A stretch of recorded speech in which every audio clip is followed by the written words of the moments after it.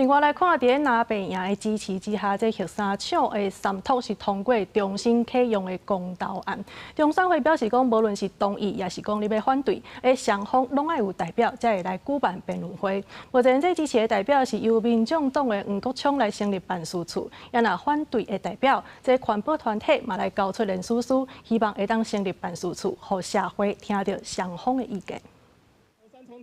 反对核三重启，反对老旧核电厂继续服役。环保团体来到中选会头前发出诉求，因为8月23就是核三厂重新启用公投的投票日。中选会表示，无论是同意还是反对公投，双方拢爱有才会来举办辩论会。提出公投案的民众党是由党团总调黄国昌来成立公投办事处，徛伫反对立场的环保团体暂时来交反核联署书，要来向中选会申请成立公投反对方的办事处。伊嘛要求中选会得赶紧审查，毋望伫咧辩论会顶头针对核能安全、核废料安全处理等等的问题来辩论。核电继续使用迄是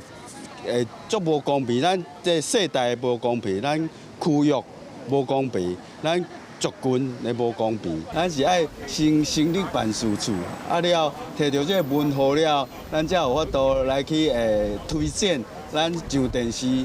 辩论的人选。 屏东核三厂自号机则伫5月中停放，立法院5月20岁就三读通过重新启用的公投案。有律师就指出，核三厂伫咧1978年起做40多年前的建物，面对地动耐震的设计无够较全，除了建筑有安全的疑虑，核三厂阁起伫咧断层带下底也有沼气，若是要重新启用，实在真危险。伊指出，即马国际拢真关注再生能源，核电能源已经毋是优先选项，呼吁台湾嘛要赶紧转型。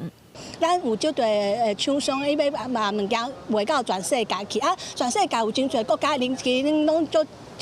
重视迄气候的问题，所以咱感觉，若是真正要做，应该是用再生能源。 过去核三厂就捌发生过几若件的核案事件，其中核电厂历来上严重的二级核子事件，就是发生伫咧核三厂。若是核三厂要继续放互当地民众甲环团是拢真烦恼。环团毋望公投会当透过电视发表会，还是辩论会，互双方的意见拢通互社会听到。记者卢尚珠、郑春友台北报道。